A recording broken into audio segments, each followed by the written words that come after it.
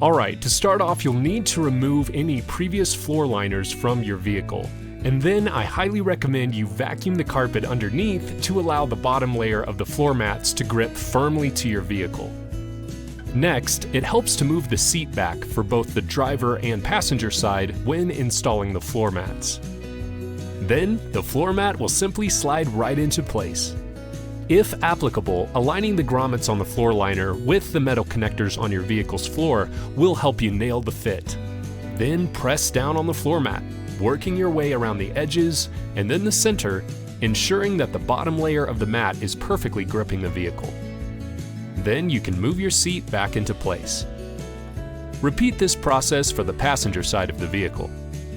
For the second row floor liner, simply insert the entire piece into the back.